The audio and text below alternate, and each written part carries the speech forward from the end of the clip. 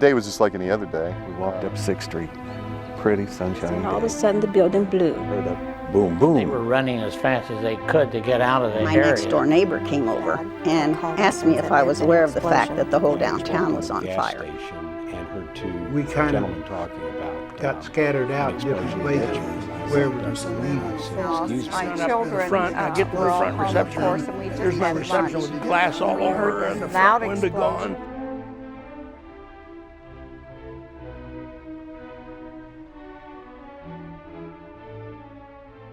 Well, on the day of April the 6th, 1968, it was in the afternoon, and I was just standing there at the desk talking to my supervisor. It was a Saturday, and my mom owned the beauty shop, Virginia's Beauty Shop, on South 6th Street.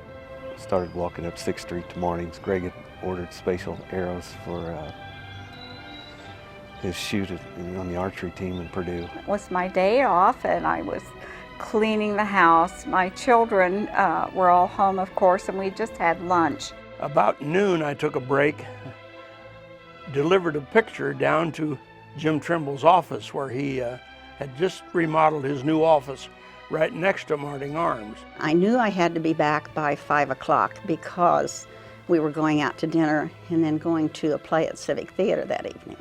There was a bad gas odor when Mom opened up the doors, and I remember Mom just had to leave the doors open for about 10-15 minutes before we could even enter. Normally I would have been working in the Hoosier store that day, but we were coming back on 70, and the car we were driving in had a flat tire. We walked into Marting's off of 6th Street and just walked in the door. Our backs were to the plate glass window, and we were looking into the store. And there were bows and arrows on both sides of the walls and to the back of the store. I don't know if she felt like she needed to give me something to do or she really wanted it, but I strolled down the street to a little restaurant called Mac and Hazel's Restaurant. A cup of coffee is why I'm here today.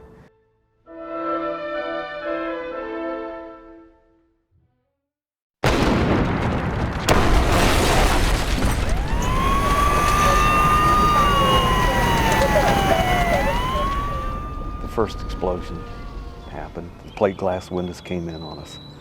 A tremendous explosion, loud, a lot louder than sonic boom. I remember it threw me up against the jukebox, and there was, it seemed like eternity until anybody spoke or anything happened next. And all of a sudden the building blew. And I remember just flying through the air, just floating around in the air. About the time we were ready to cross 6th and A, just a huge explosion. It was just in two tiers. It was a kaboom, kaboom. And when we got down there, the smoke and the burning and everything was so dense that you could hardly see down the street. The next thing that happened, the windows, there was a big plate glass window up front. It had come in, of course, blown in, and was everywhere. Smoke and dust just filled the little restaurant. The plate glass window just shattered into little pieces. It was like a jet blast. There was that much force to it coming in. And in a split second, then the second explosion went off right underneath us. They were so close together, they almost, one followed the other. It was almost before one died out, went boom, boom. I was running towards the gun shop and the Hoosier store that was there. It blew up again. I actually saw the explosion and the black soot go up. You could feel the store lifting from the bottom. You could feel the floor lift.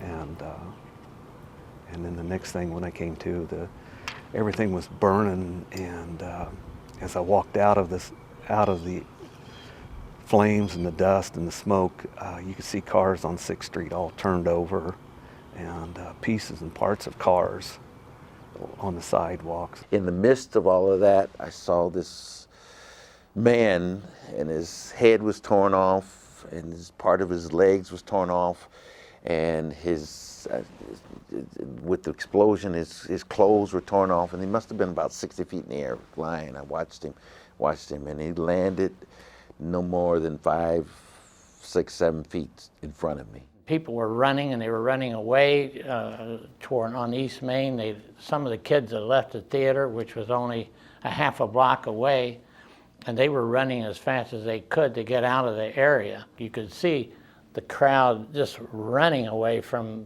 what they thought was a danger to their lives, and it was. It looked like somebody dropped a 500-pound bomb right on Main Street. It was like pitch black. And you're walking in darkness without street lights, and these cars are stacked on top of one another. They were picked up and turned upside down, and they were laying on top of each other, and they were in some in the streets, some on the sidewalk. I turned on the Cincinnati radio and I heard somebody say there's an explosion in downtown Richmond. Called the state police post and said, we need to send all the people that we have at the post up here. They've got a real problem. I remember Mac looking at him behind the counter, and at that time, there was a lot of rioting going on. Martin Luther King Jr. had just been assassinated a few days before that, and Mac grabbed a shotgun, a sawed-off shotgun, and he looked at everybody. And I remember him looking directly at me, and he goes, "Nobody leaves. Everybody stay inside."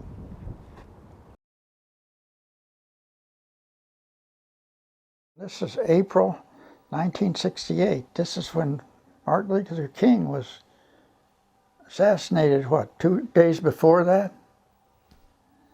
And Richmond could have blown up as a result of that. And a lot of people thought that this was what was happening.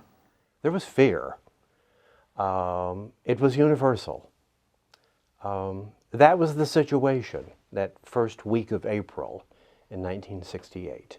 I had that told me many times that it was because of the Martin Luther King assassination that it was the beginning of a riot, and that blacks had blowed up downtown and started a riot. And a lot of people believed that. One of the first images that came into my mind was the scenes that was happening around the country at that time as a result of the assassination of Martin Luther King. I'm almost ashamed to say that that came to my mind at that time, but I readily dismissed it. The climate at that time was of such that there was continuous riots in Detroit, riots in Chicago. You had both sides being kind of edgy. City after city erupted in pain, in anger, in frustration, people not knowing what to do, but feeling they had to do something, and using the pattern of the last 2 or 3 summers, they turned into riots. Before April the 7th, 100 cities had gone up in flames. Had it not been for Robert Kennedy, who was in Indianapolis the night of King's death, Indianapolis probably would have had a major race riot itself. He happened to be there campaigning for the presidency and was able, in one of those miraculous Kennedy moments, to calm the crowd and invoke the spirit of his dead brother, and there was no riot. The biggest anger that I had personally was that they connected it to the riots when it wasn't a riot. Even at that, there were a lot of whites and blacks who pitched in and helped, and pitched in up there and didn't have a second thought about what race you were. They come up and manned hoes, done things that they probably wouldn't normally do, and helped rescue people, done everything. And we worked side by side, and nobody thought about what color you were at that time. You can see them on that, in some of the pictures that were taken where people, were the black kids and the white kids, young men fighting to hold out the fire hose. They weren't fighting each other, they were trying to do the same thing, put out the fire. A lot of people came together to help. There wasn't any question if you could help. It wasn't somebody else's problem. It was our problem.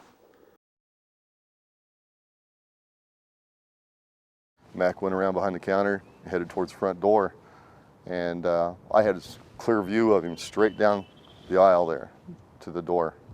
And the glass from the door had also blown in. So it was just a frame. He walked right through it. And he stepped down on the sidewalk. And I remember looking straight at him, and he had the shotgun in his hands like this when he was walking through the door, and he turned to the north, and he just looked. No words, he just looked. And he dropped the shotgun. And I remember the shotgun hitting the sidewalk. And I was, 7 years old. I was wondering what all's going on here. I remember walking outside the door, and Mac was still standing there, with his hands down by his side.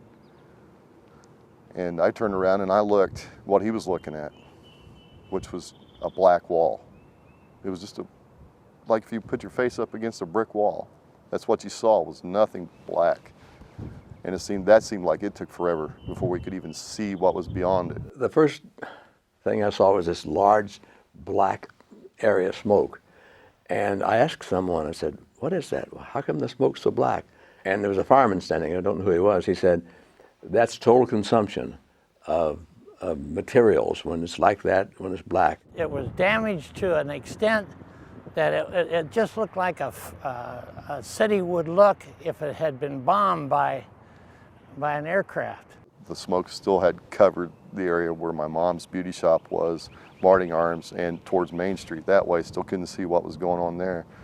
And then it cleared a little bit more, and I saw a portion of Vigrans. I don't know how much. It seemed like the whole building to me at that time.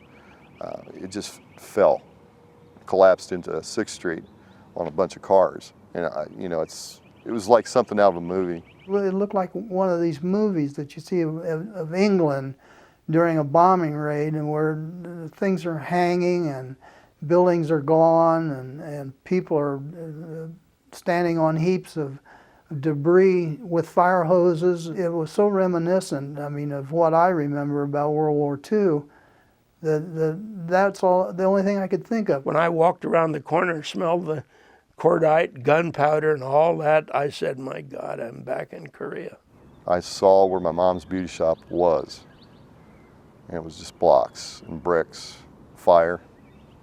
I began to work the fire, and at one point I went into the beauty shop that was kind of next door there to where the explosion was, and helped get one lady out. Trying to get back in, it was too late. I couldn't get back in the fire had taken over the building, and there was a collapsed wall, and I was unable to get back in there to get to anyone else.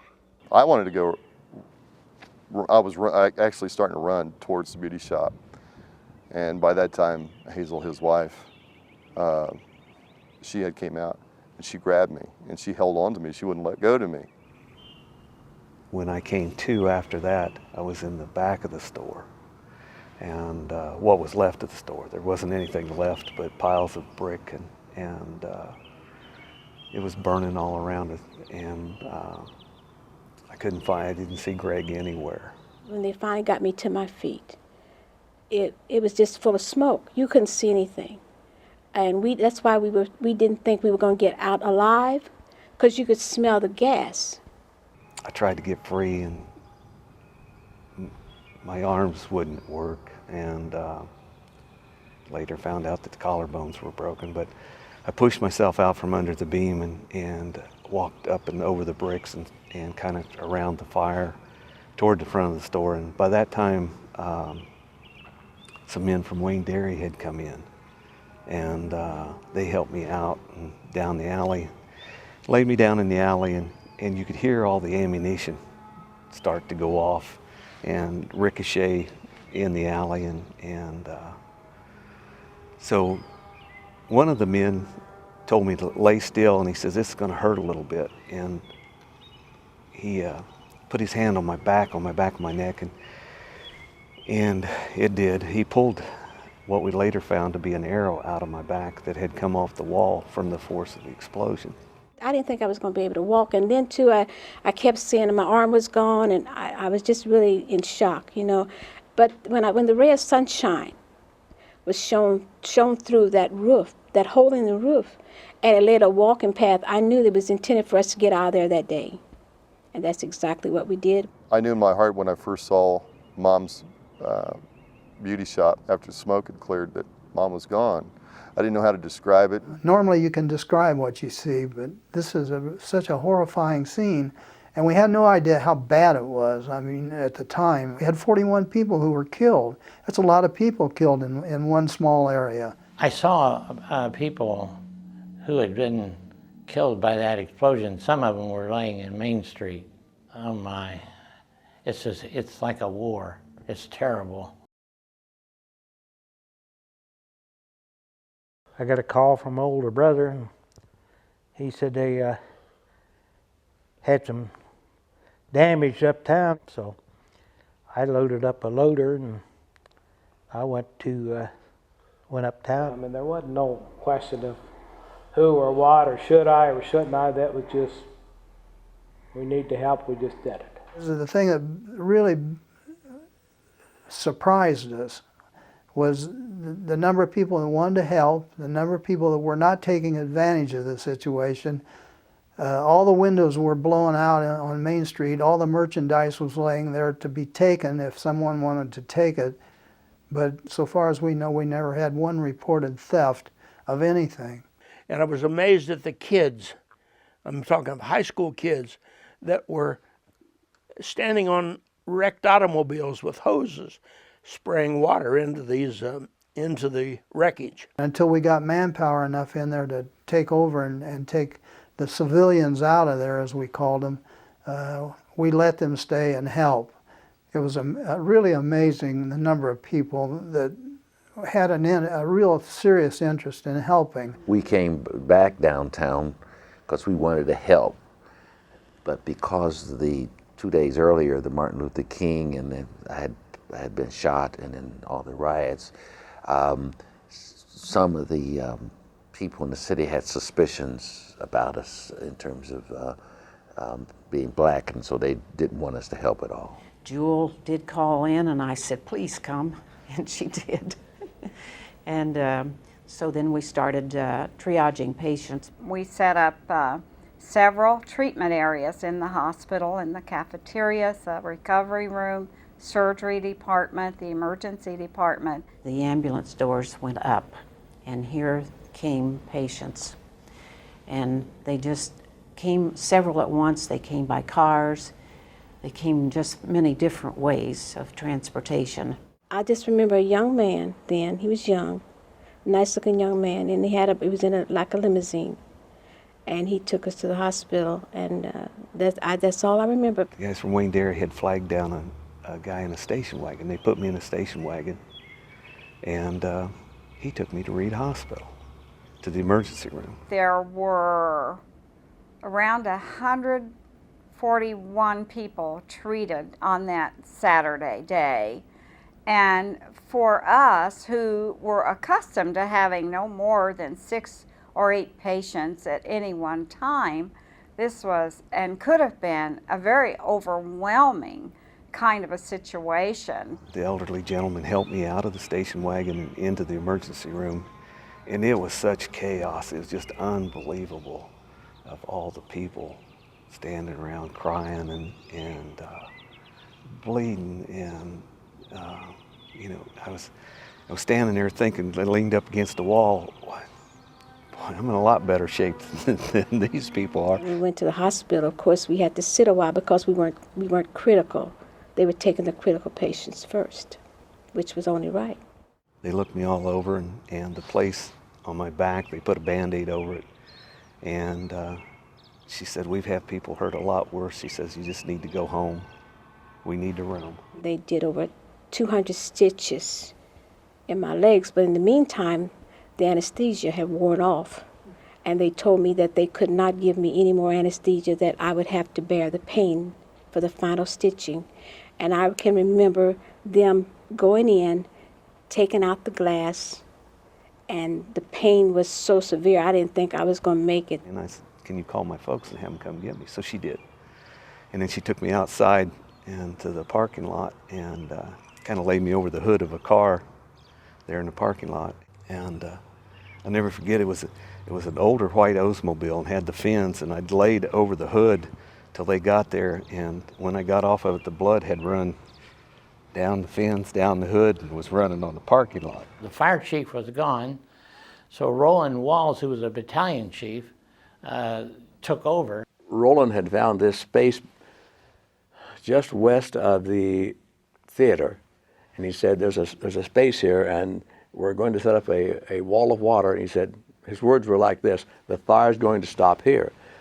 My impression was the darn thing was going to burn down, the whole town was going to burn down, obviously standing back watching this. Those old buildings uptown, they're all got the old wooden beams and wooden floor, and if they get caught with fire or something in there, it's just tough to get those out. They'll burn instantly. I thought the theater was going to go along with everything else.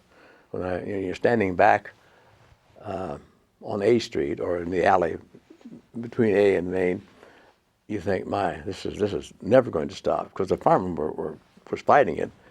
And Roland just said, as I said before, I said, it's going to stop here. And it stopped there. The theater didn't burn.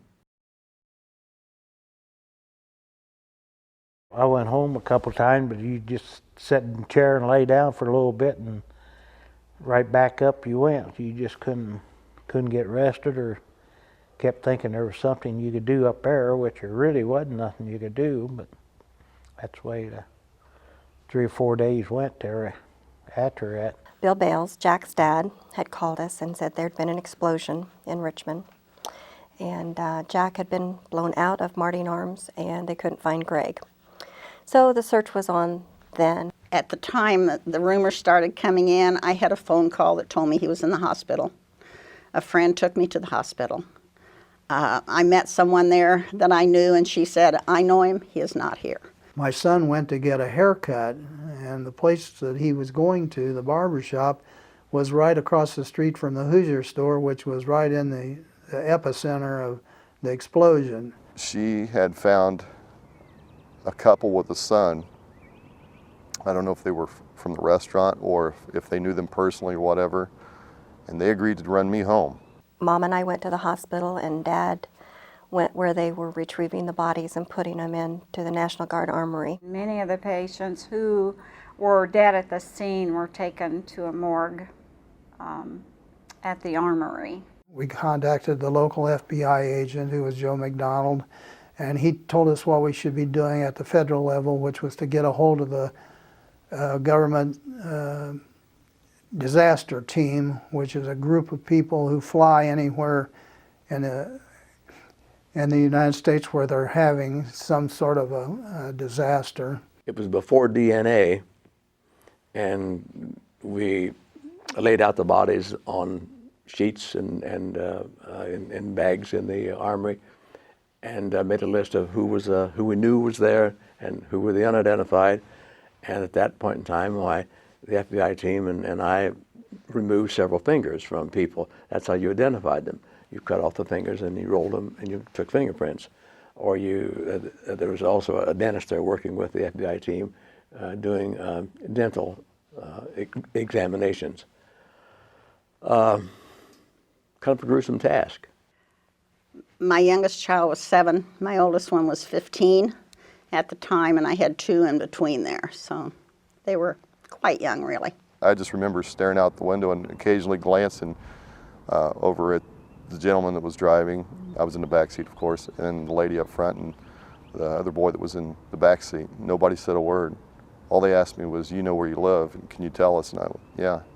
And I gave them directions how to get there and so forth. Of course, nobody was home. I'd called home, and he hadn't come home, and because I was deeply concerned about his safety, I wanted to go out looking for him as a father would. Dad went down and would help search, You know, when he wasn't at the armory, he would go down and walk the streets, but a lot of it was blocked off because they didn't know if there was going to be any more explosions. We were kept everybody out of that area for 2 weeks.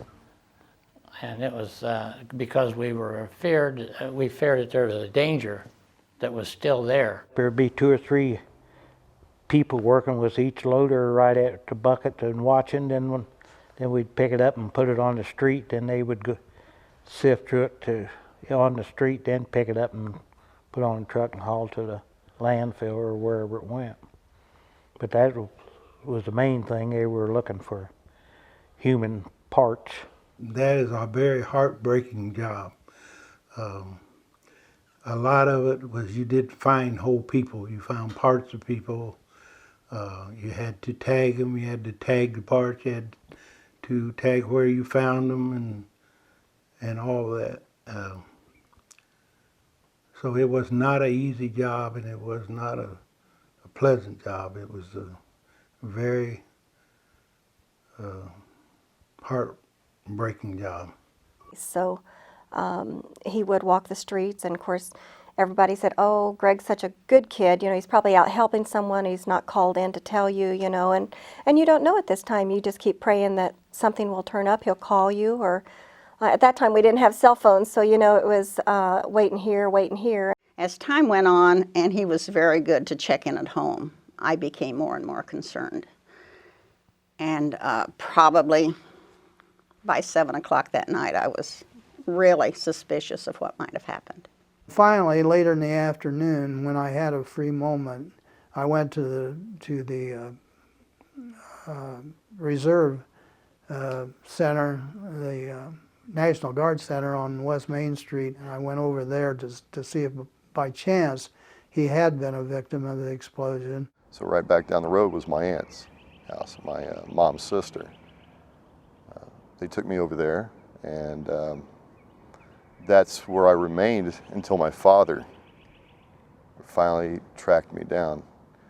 And that seemed like it took forever. And Mom and I had stayed the 3 days at the hospital, going back and forth every day, waiting to see what bodies they brought in for identification. And Dad stayed at the National Guard Armory, you know, waiting for them to bring bodies in and hoping that we could find any part of him. I had taken them to a friend's house and left them there to keep them away from what I thought might have happened, so they were not aware. And as I walked down through the morgue, they had a 15-year-old boy's body there that vaguely fit his description, and so I had to go and take a look at it. And just for one moment, I thought it was him. He went to Richmond from Connersville in about 12 minutes from there. And he had saw the devastation, and he thought everybody was gone. I just went numb. There was so much similarity between that boy and my son that they had the bodies covered as they usually do, and so I had to reach down and peel the cover back, and my heart, it just almost stopped. I mean, at that point, because at first glance I thought, it's Jeff. My sisters were some of the first ones that they found. One sister, Kelly, she was still alive when they found her, and she died on the way. Robin was already dead. We stayed there for 3 days until they found Greg, which he was in the basement of Martin Arms, and the wall had fell on top of him, and that's until they dug him out that they couldn't find him. So that's pretty much how that day went, and it was just 3 long days of waiting and searching and calls, and it was a long time. Don came to the morgue, and he's a professional person, but even he was a bit distraught, I thought, and I would be too if I was looking for my daughter Amanda lying there. And then everything about him told me, no, it's not him. And I get a little emotional when I talk about it, because it was a terrible thing to have to do as a father. He was brought into the National Guard Armory, and Dad had to go and identify him, and Daddy wouldn't let Mom and I go with him. They didn't find Mom till Monday, during the recovery process. I didn't go over and tell them until they actually found him. I was with them in between times, but they stayed over there, and I was trying to shelter them from the true facts, I guess. It was the next day, late the next day, my folks came in and told me, and they had gone to the armory, to the morgue, and identified Greg's body. And they came in and told me then, after that second explosion, that's the last I saw of Greg. Of course, what happened should never have happened. Never have happened. We had the sense that there was a gas leak that day. Not only that day, but previous days also. And it had been reported to the gas company that there's a bad odor of gas within the buildings there. We smelled an odor. We, at the time, because there was an old restroom in the back of the building, thought it was sewer gas that was coming up. Probably it was not, but at that time, that's what we thought. You know, we were so wrapped up in the pretty day and talking that I didn't notice any smell of gas or anything. Well, the gas lines were in horrible shape. The A leaks were minimum, the B leaks were minimum, and the C leaks were, that's when it really got serious. I remember Mom telling Dad several days before that, maybe even a week before that, she went around to other businesses there, shop owners, and to see if they had the same problem. They said, yes, we had, and I remember Dad talking about it later in years, and that they had reported to the gas company. It had been reported continuously. Like I said, that morning, I remember that going into Mom's beauty shop, she wouldn't let us go in for about 10 or 15 minutes till the doors were open and it was breathable enough in there. So it was very strong that day, very strong. Dr. Rala Harger from Indiana University had been called to come to the scene. Dr. Harger was a professor of biochemistry. He was the head of the Department of Toxicology for Indiana University Medical Center. And he came to the scene and to examine what caused the explosion. And they got the Bureau of Mines involved in it, and a fellow by the name of Joe Kuchita, who was a pretty sharp guy, had been all of his life in some kind of a situation where there was gas. Dr. Harger said that the explosion took place in the basement of Marting Arms. There was a gas leak into the basement, and when the gas exploded, it caused the pressure, as he said pressure, and this caused a black powder to also blow. That's why the double bang, as Harger said. I don't think we knew till we got to the hearings that they were storing black powder in the basement. I don't think that would pass muster on any city's regulations anywhere to store black powder in the basement of a store in the middle of a downtown. That's what blew up. If that hadn't have been there, it would have been a very bad fire and maybe an explosion, but the thing that gave it its explosive power was a cache of black powder in the basement. And it turns out that what could have touched us off was just some truck crossing the intersection. Just a spark. If anybody lit a cigarette down there, they'd be gone. Might have been somebody going down in the basement of the store. I think Mrs. Vigran was found in the basement of her store. Maybe she went downstairs and flipped on the light switch. No one will ever know. I've always presumed myself that Don Marting was in the basement. It's my thought. He had a rifle range down there. And they had some gas, people smelled gas. I think Don Marting shot a shell into the target, and the sparks set off the gas explosion. There was a woman who had purchased a rifle and had brought the rifle into Marting Arms and said, I want something of the sight. It wouldn't adjust. My sister was going to pick up Mom, and she bought a gun for her husband, and it was in Marting Arms, and they brought it down to get the sights lined up on it. And Mr. Martin had said, in essence, he told her, I can fix this in just a moment with a file. And she said he went down the stairs, and that's the last time she saw him. And he told her to wait. And she said, oh, well, I've got some things to do. I'll come back. And when she went in, they told her it wasn't ready, and her and her daughter walked to 8th and Main, what was Osco's drugstore, and I guess the minute they opened the door there is when it popped. And that's when she heard the boom, or felt the explosion. And then, of course, Dr. Harger he was able to dispel the rumors that a lot of other things had happened. One of the rumors was that Martin had set off a bomb in the basement of his building. This was floating around town. He would escape to Puerto Rico or, I don't know, someplace in Florida, I don't know where whoever you talked to, they had the different location. And that this was all something that he had done. I think Harger was a key to saying, this is what happened. There was a leak. It was in the basement of Martin Arms. It caused the powder to go up, and that's what made this whole explosion event occur. Witnesses told us that there was a huge fireball came out of the Martin Arms store and went across the street, 6th Street, I believe it is, and there was a young man. We've never found his body. A young man. There was 2 bodies we didn't find. Martin, who we believe, after listening to Dr. Harger, that Martin was at ground zero. He caused it to happen. He caused the spark and the explosion. And the fireball was so intense it went across the street and engulfed this young man. And his body was never found. Everybody else we identified. There was a fear that maybe that there would be some backlash. You got to remember, we're a small minority in Richmond. It's not like there's a whole lot of us, okay? And at that time, I would say that a lot of us were fairly intelligent, and we handled ourselves fairly well.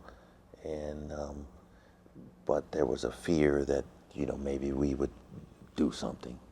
The black population was perhaps 7%. This is between federal censi years, and so that's an estimate. But the previous census year, it had been 5 to 6% and was growing gradually. It was not 10% because in 1970 it had not yet reached that percentile. And so the black population was small by northern industrial city measurements. In Fountain City, we only had one family, and they were very much just our family of Fountain City. Fountain City is such a small town. I didn't see a separation at the time, although I know the big cities, had more separation. I've always heard that in the South, you know where you stand, and you know where. But up here, you don't. You don't know if they like you or don't like you, and they don't openly. A lot of them don't openly let you know that they don't like you. But there's a lot of undercover stuff, and there's a lot of positions and things that you are denied, mostly because of race. In my perspective, racism wasn't a big issue, certainly with me. I obviously was aware of the tensions that were going on around the country, but I really didn't understand it because I didn't have those kinds of feelings. You just didn't know who didn't like you and who did, or who was prejudiced and who wasn't. So you had to kind of feel your way, see. But it didn't take long for them to express their opinion and show you where you stand or tell you where you belong. You would hear the way people would speak, and they would, older people would still refer to African Americans as colored people. You still had families talking about maids and lawn boys and things like that. And you always cringed a little bit when you heard people talk that way, because you know, in my generation, it just really wasn't a real acceptable way to speak about people. You didn't want to try to demean anybody, and you could tell that you know, there was definitely an attitude in a lot of people. Even, I would say, in my grandparents. The one high school had been integrated essentially forever. Churches in America are one of the most segregated places on the map. That was true of Richmond.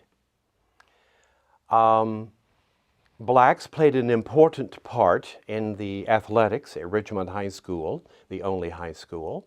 We were one of the first generations where the blacks dominated the sports team, and it's hard for you to imagine up until about 1965 or so, they would never have more than 3 blacks on the basketball, because they didn't want it to be dominated by the blacks. I can remember when I was in junior high school, or I first went to high school from junior high school, and there was a grocery store here that the coach always tried to find jobs for the boys, and he found me a job. He found where this grocery store needed help, and he said, now after basketball practice, I'll call this guy, and you go and you get the job.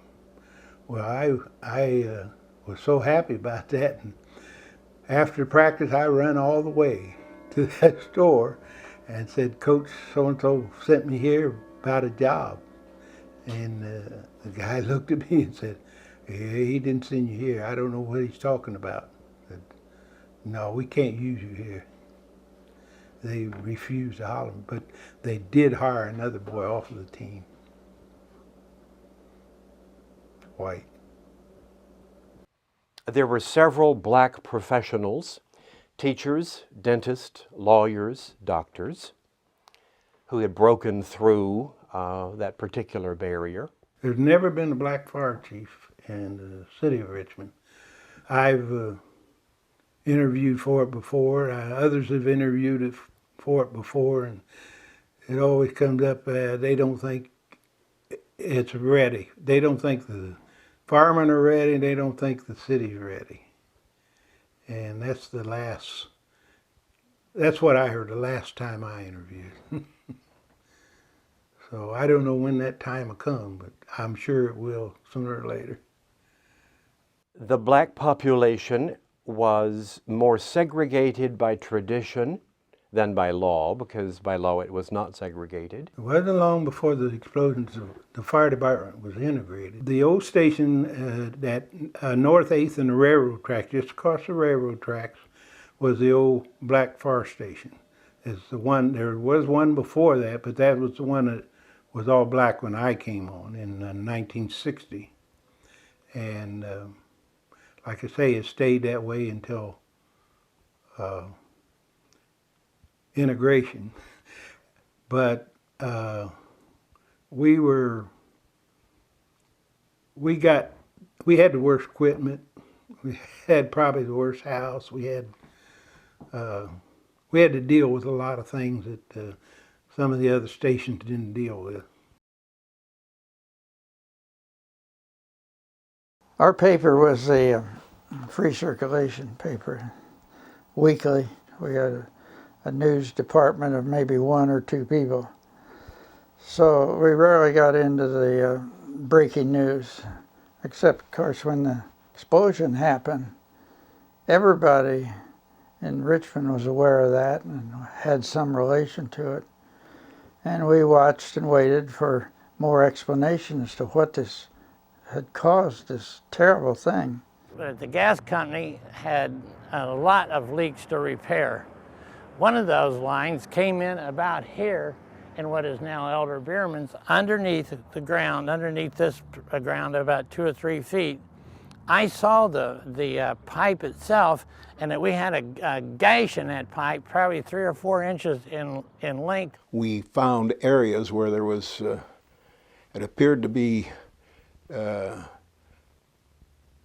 rust of a pipe in the shape of a pipe that was probably conducting a gas at that time in certain areas. So I think that's why we got into the coverage of this, that the people were just asking what's going on. We had gone through a period of leadership early on in the 50s that was primarily the leadership of the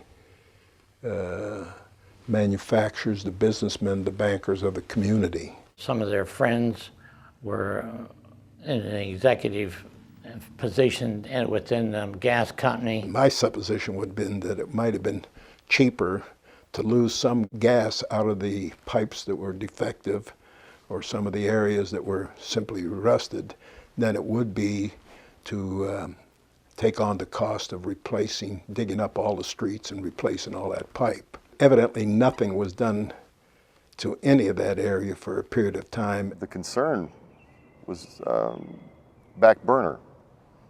We'll get to it when we get to it. Yeah. But as we all know, that was something that should have never been anything but just front page. Losing someone in death to, an illness or something where you can say this is why it's happened, excuse me, but on something that was out of neglect that could have been prevented. 41 lives lost for neglect, and at that time no one was wanting to take the blame. I believe it was 100% totally avoidable. Oh yeah, there's no doubt. I felt that it could have been avoided and that maybe I should have done something to help avoid it by smelling those smells, but that was hindsight and it was too late. The question was whether the causal factor was the gas explosion or whether it was Marting Arms exploding first. The jury concluded that it was the gas explosion that set off the munitions and the powder that was located in Marting Arms that caused that conflagration at that particular spot. They had a piece of pipe that had a whole bunch of holes in it. Then on the inside of it, they had the new pipe, which was a common practice. When they replaced their gas line, they would slide a new pipe inside the old pipe so they wouldn't have to dig up the sidewalks or anything. The lawyers, they pulled out and wanted to know if that pipe would hold gas. Well, I kept trying to tell them that pipe wouldn't hold gas, but the one on the inside of it would hold gas, but they would never let that come out to the hearing. Some lawyers wasn't smart enough to know what I was trying to say for the gas company, and the other lawyers was smart enough to know to keep my mouth shut about the inside pipe. So that was one fault that probably went to the gas company pretty hard there. Obviously, it was proven through court that the gas company was responsible for it, or they would not have made the settlements that they did. And I think the one court case did prove that they were negligent in it. There was one lawsuit filed in, it was filed in Wayne County, but they got a change of venue to Connorsville. And the result was that they tried that one case, and the plaintiff won that case, and they were awarded $250,000. I settled out of court. I did not sue. Mine was the first one to make settlement because they figured that mine was would be the larger of them, so I settled it out of court and did not sue. For me, $25,000. Nowadays, it would have been triple that or double, but it was $25,000. Time you take out your taxes, you didn't get that much. And your attorneys had no pity on you. You had to pay them theirs. So we didn't get that much. We have to remember the explosion where all these people gave their lives without cause. Wasn't their fault. And we shouldn't let that happen again. It was a lack of checking things out. And, you know, they had been warned many times, and Mom was very bitter over it, since it could have been prevented. He had a lot of potential yet to give, and she was very, very hurt by it. Yes, it was definitely man's fault. It wasn't God's fault. Some things are out of our control, you know, many things are out of our control. And no one could have ever stopped it because it was fate. That's what was supposed to happen that day, regardless of the gas company's unattentiveness, regardless of whatever ignited it. Because the gas didn't ignite itself, something ignited it. And whatever ignited it that day at that time was supposed to have happened just that way. But you still wonder why, you know. In the spring of 1968, Richmond still had a focus downtown. Now, just a couple of years before that, 2 shopping centers had opened on the far east edge of town. And although they didn't use the term then of the big box stores, the big stores like Penny's and Sears and Montgomery Ward's and Woolworth's had all moved out of the downtown, and they had moved out to the far east edge, closer to the interstate. None of the really good, full sit-down restaurants were downtown anymore. They were on the far east side of town. Downtown was still alive. Most of the storefronts were occupied. We still had 2 homegrown department stores. All the leading banks had their headquarters downtown. The best record store was downtown.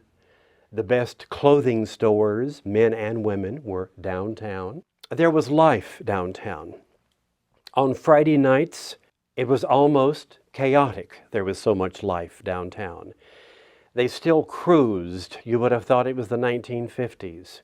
You started at one edge of downtown and you drove your car to the other edge of downtown, and you turned around and you came back. It was gridlock. Stores stayed open, some of them till midnight on Friday nights, because that's where people were. On any given Saturday, you'd see everybody downtown, and farmers would come in from the farms and from the countryside, and they would all do their shopping on Saturdays. Everybody was downtown. If I think about the Hoosier store, it was the first floor was very open. It had a wonderful entrance. It had kind of an arcade. In the center of the building, there was a big open staircase, and that was kind of a place to meet people and hold events, and it was really a neat feature of the building. When you would buy something, the clerk would write up a ticket and take your cash, and then put it in this pneumatic tube and send it up through the building back to the cashiering office, and then you wait for your change to come back through the tube. Downtown was still a focal point for a town of 40,000. You need a focal point. You don't need all kinds of divided places. As I recall, a lot of family businesses had sold out, so a lot of manufacturing companies were no longer headquartered here. There were national companies that they had sold out to. I think a lot of the wealth was moving out of this community. I believe downtown was already changing. I don't have the exact dating on exactly what was happening, but the stores during that period, maybe the 60s, were beginning to move out of downtowns to the shopping centers. Now, there is about Richmond a charming, almost golden, nostalgic love of its past. The lawnmowers We manufactured and we're the lawnmower capital of the world. The steam engines, the roses under glass, those things that were local, indigenous, special, music from the gorge, whether it was pianos or recordings, those were things that put Richmond on the map. And they were special and they were unique. They did not make of Richmond a golden utopian site. The people who worked in those industries, in some occasions, worked for very low wages. They were not permitted to join unions. They had no voice in their futures. In some cases, they worked under extremely hazardous conditions, particularly if they were spraying herbicides and pesticides to keep those roses looking great. They damaged their own health in the process. And so the things we look nostalgically back at in the early times, yes, they were good. Yes, they were unique, and yes, they did put Richmond on the map. They were not necessarily good for a large number of people, and only a few people were able to live in Reveston.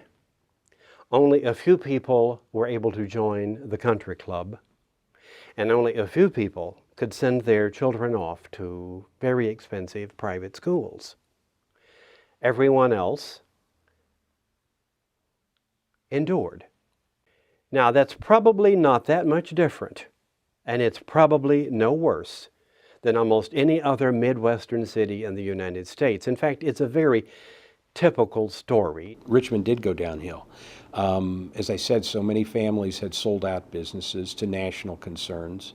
Many of them left the community and took their wealth with them.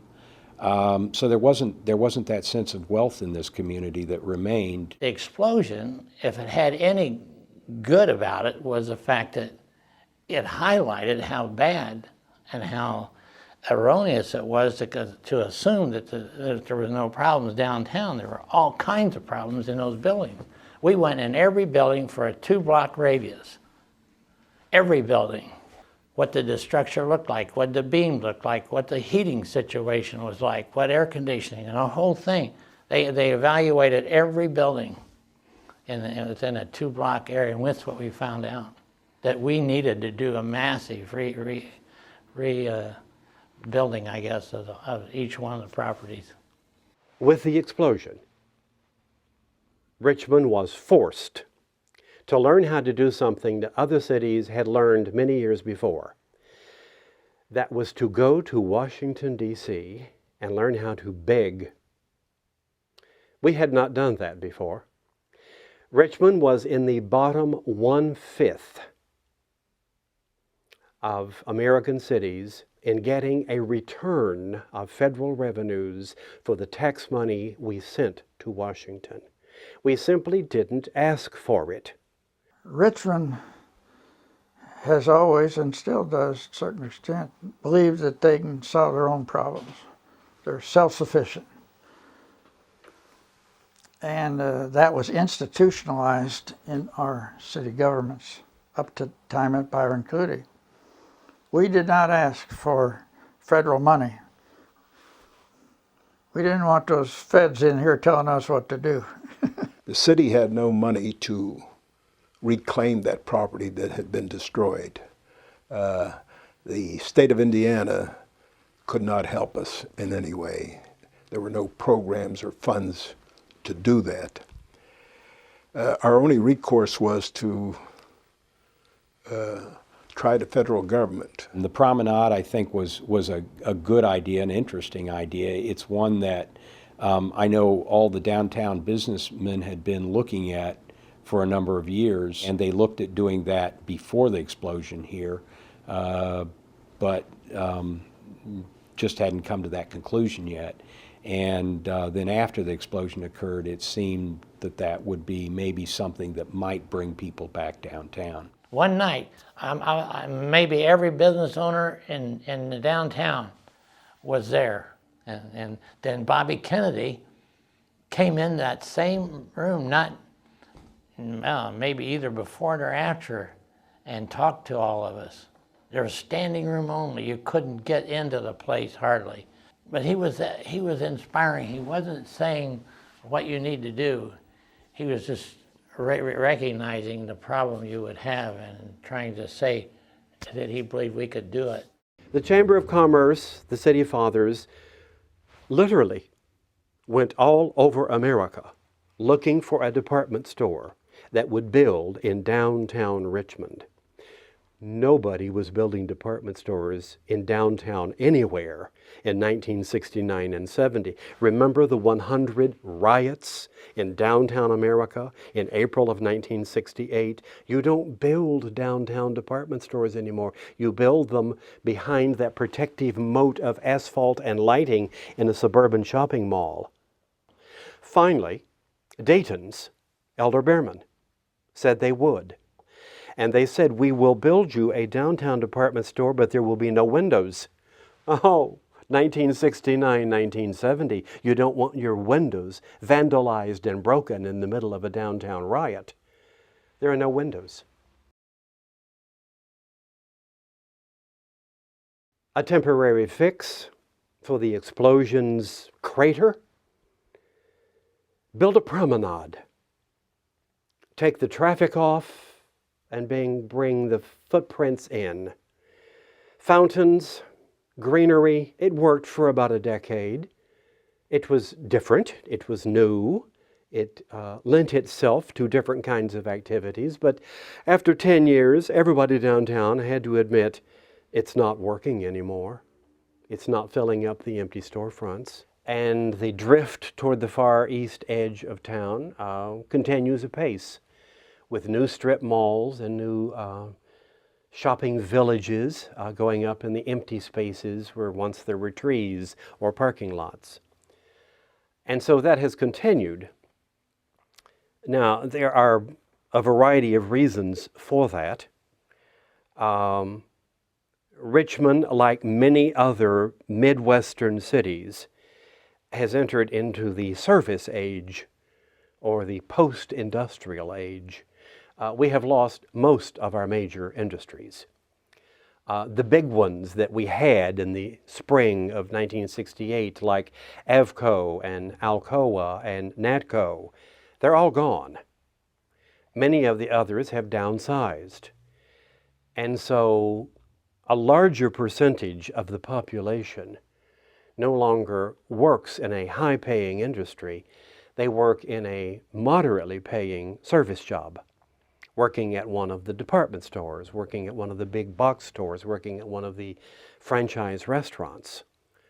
And so there is a overall lowered income level, and a greater sense that you're not really in charge of your economic future if you're only working in the service economy rather than in the productive economy of manufacturing tools or machines or automobile parts. It's more peripheral. I think that from an economics perspective, you just see this town being so much a telltale of what's happening all over the Midwest and probably all over the country. There's a huge loss of the middle income population, and what you see here is very definitely people who have money and a lot of people who don't have any money and don't have jobs and don't have opportunity. And so I think that paints somewhat of a bleak face on this community right now. That's not just a Richmond phenomena. In the great Rust Belt of the Midwest, it makes Richmond almost typical of cities that have lost their major industries and are dependent upon service industry until new biomedical futures can give us better jobs, or new communication jobs can absorb some of that slack. And so Richmond has been hit, and hit hard, by this switch we're in this post-industrial decline, as it were, and we have not yet found the answers. And so does it make sense to try to bring the downtown back? It's never going to be what it was. It never will be. Could it be an interesting area? Yes. But it would need to have, my opinion, it needs to have unique shops, or be maybe a center for finance and services, those kinds of things. So, back to the explosion of 1968, it accelerated some of the problems that had already manifested themselves in Richmond's present. And Richmond's future, after that explosion, saw desperate attempts to cure the problem. Some of them worked temporarily. Some of them worked tentatively. Some of them didn't work at all. We're back where we were before that explosion of 1968, still in a gradual decline, still hoping for a quick fix. And they don't exist. We have to find something that is a fix, but maybe not so quick. When I go downtown, I see vestiges of the explosion from that time that really we've never really come back to. So I think it took away from downtown. Downtown now, you know, it's hard to explain to people how it used to be. How it used to be the hub of Richmond. People coming and going, coming and going, coming and going, you know, just businesses all over the place. You know, but these days it's real quiet. It's real somber.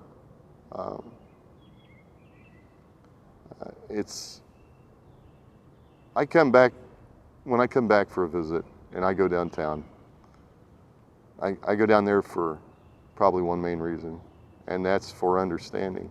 Every time we come to April and Martin Luther King, I hear about celebrating or recognizing Martin Luther King when he was shot.